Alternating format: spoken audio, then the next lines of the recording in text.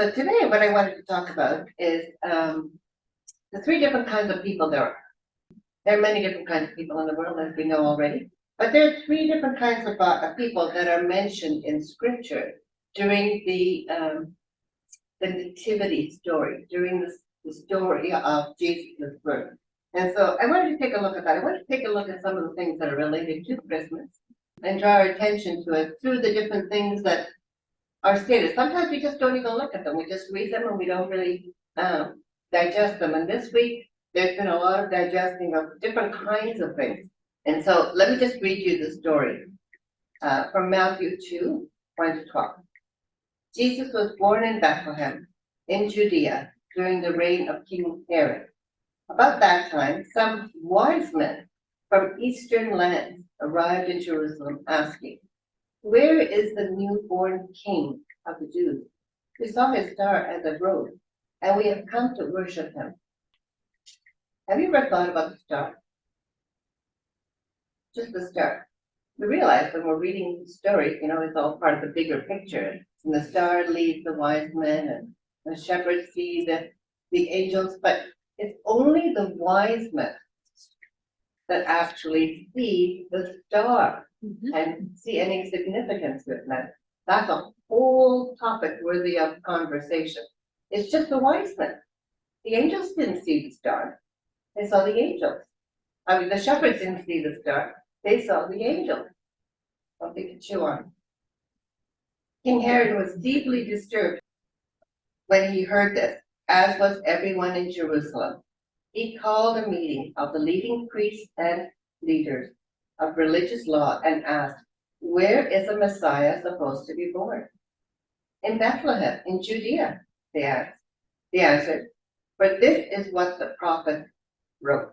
And you, O Bethlehem, in the land of Judah, are not least among the ruling cities of Judah, for a ruler will come from you, who will be the shepherd for my people." Another little interjection.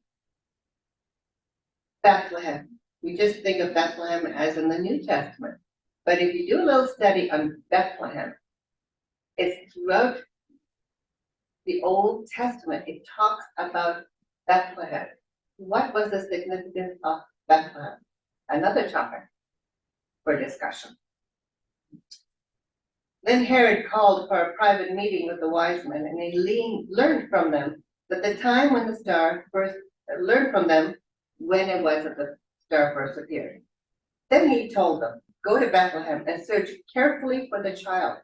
And when you find him, come back and tell me so that I can go and worship him." After this interview, the wise men went their way, and the star they had seen in the east guided them to Bethlehem. It went ahead of them and stopped over the place where the child was. When they saw the star, they were filled with joy. They entered the house and saw the child with his mother, Mary, and they bowed down and worshipped him. Then they opened their treasure chest and gave him gifts of gold, frankincense, and myrrh. When it was time for them to leave, they returned to their own country by another route, for God had warned them in a dream not to return to Herod. So that's a story that we know. That's a story that we read. Sometimes we don't dig deeply into what it is that we're reading, but I want to encourage you to go back maybe this week and next week and look at those things. Think about that for a minute. So in this particular reading, I want us to focus on the three different kinds of people. Three different kinds of people that were in the story. Okay? There were those that were hostile. There were those that were indifferent. And there were those that were worshipers. Three different kinds of people. We often find them in different kinds of groups. Maybe not the ghost title exactly, but three different kinds of people usually exist. They probably exist in this room, but they exist. Those are groupings of people. So before we break them down and look at each one of them a little bit differently, I want us to take a look at Proverbs 4:23. Now, sometimes we don't have our Bibles with us, but if you have a Bible and you want to bring it along with you and follow along, that would be great, because then you get to see it in print. But it says, keep your heart with all diligence, for out of it springs the issues of life. So this verse is really revealing that we need to guard our hearts, because out of it springs the issues of the heart and the issues of life. You guard your heart. Think about your heart. So how we see things and how we deal with them comes from the things that are going on in your heart. So no matter the situation, every issue in the world that's existing even now comes down to a root cause. And that cause is almost always a heart issue. Okay, something to think about a little bit deeply. There is something in the human heart that keeps us from being the people that we want to be. You know, that we know we ought to be, and that we should be. Why is it? I mean, Paul talks about that. I do the very things I don't want to do. And we say that, I'm sure. I don't know why he keeps doing that. Why do we do the things that we ought not to, that we should not, and that we don't want to? Comes from a root cause somewhere. Something in your spirit, something in your heart. So, hostility and indifference will rise within us when we have an uncomfortable spirit within us, when we do the very things that we know we don't want to. So let's look at hostility, okay? King Herod is the epitome of hostility. He was hostile. He was a hostile man. And this king, this ruler, is actively seeking to get rid of Jesus because he feels a threat to his power system. Right? He doesn't want to give up control. He doesn't want to give up power. What do you mean there's a king? Why is there another king to be born? How come I don't know about him? And what can I do about him to get rid of him? So with the Magi, don't go back to Herod. They tell them where baby Jesus was, you know, that they'd been sent to Bethlehem. They didn't say where exactly. So when they didn't return, the first thing that Herod does is to have all of the children under 2 killed. That is hostility. That is hatred. He wanted to get rid of the problem. He wanted to get rid of the rival to his kingdom.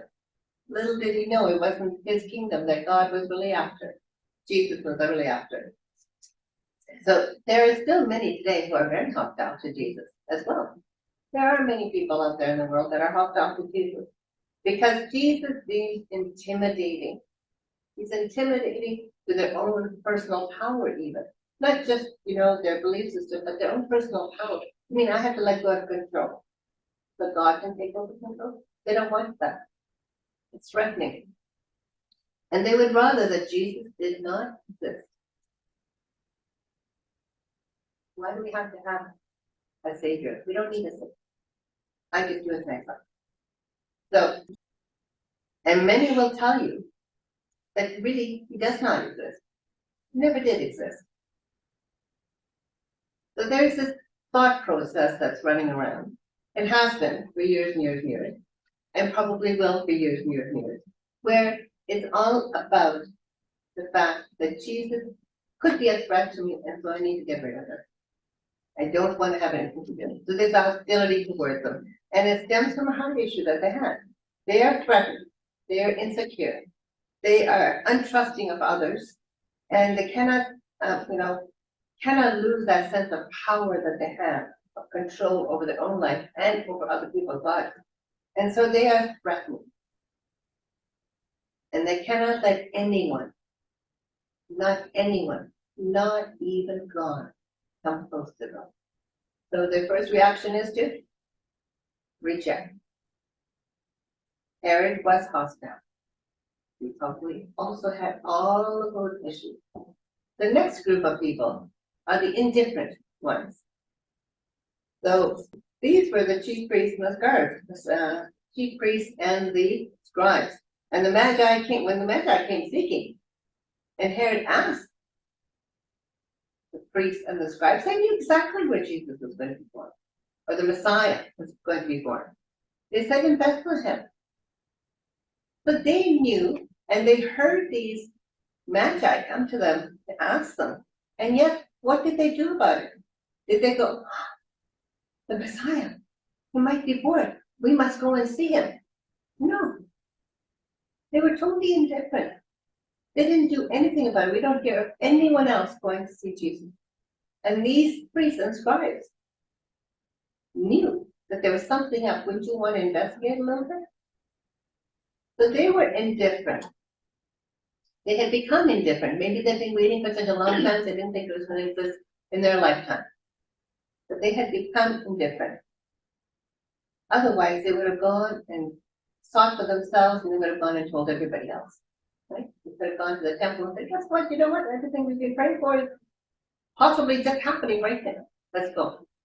But they didn't do any of those things. It's interesting that in this account that the most indifferent to Jesus were the most religious people, the religious ones. They knew the scriptures, and they knew that the Messiah would be coming, and that he would be born in Bethlehem, as I had said. And when they heard of his birth, they made a choice. And the choice was to let it go, to be indifferent. Sometimes it's easier to use religion to keep Jesus at arm's length. If we follow the rules, we'll make it. Let's just not get too involved. If I just do the things I'm supposed to do, I'm going to make it. It doesn't work like that. It's about a relationship, as Anne was mentioning this morning. It's about a relationship. It's not about the doing. Right? There's no to-do list on God's list of things. You see, religion and the gospel of Jesus Christ are two different things. Religion says, I obey God, therefore God will accept me. And if I follow all the rules, God will give me what I want. Yes, and be good.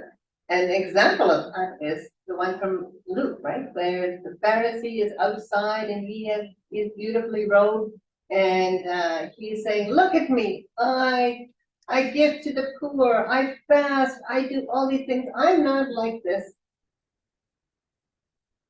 man over here. I'm not like this other person. I am so much better because I follow all the rules. I do the things that I've been told I'm supposed to do. So therefore, God, you will grant me my request. But that's not faith. Sometimes we can use religion to keep God away from us, but that is not the Christian gospel. The Christian gospel is not. The Christian gospel message is, I am accepted, therefore I respond to God by obeying what he wants. When we realize we are accepted regardless of what we do, we can simply come and be in relationship with him. Many today are so indifferent to Jesus, not because they're religious, but because they become apathetic, spiritually apathetic. Not because they're trying to follow the rules, but they're just apathetic. They may know Jesus is God. They may know he came, died on the cross, and rose again. But for some reason, that truth doesn't move their hearts at all. Imagine if your life-threatening illness and someone was willing to give up their life savings. Give up kidney, give up your heart, whatever it might have been. You wouldn't be indifferent. You'd be thinking, someone is willing to do this for me. I'm forever grateful. What can I do to make sure that I am worthy of this gift? How will I take care of myself now? So the fact that someone is willing to give up their life so that you can have life should mean something. We should be apathetic about that. We should be hostile. We should be indifferent. We want to spend the rest of our lives being grateful for the person who gave up his life for each one of us, and that's being. So if we're here today and if we are indifferent, somehow we're becoming different.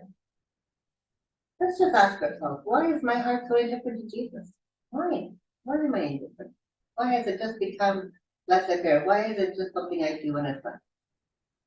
Just ask those questions. You don't have to judge yourself. No one's judging you. You don't have to be harsh with yourself. You're just exploring that question. was examining your heart and in your heart space. Remember, don't judge yourself. Don't be harsh. Just give it a thought. Examine. If you think it might be, or if you're not, that's okay too.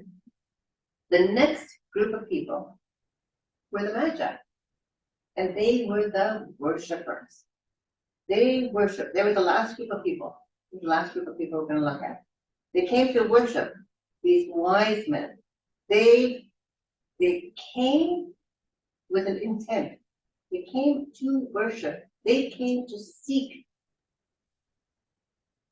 this king that would be born. They came to, and they came at a cost. They came a long ways. They traveled a long ways. And they didn't stop when they couldn't find him to ask for direction. They would not stop until they found him. And when they found Jesus, they lavished gifts on him. They lavished everything that they had. Lots of riches, frankincense, gold, and myrrh. These were not cheap gifts. These were costly gifts. And they wanted from their heart to give him. But they could.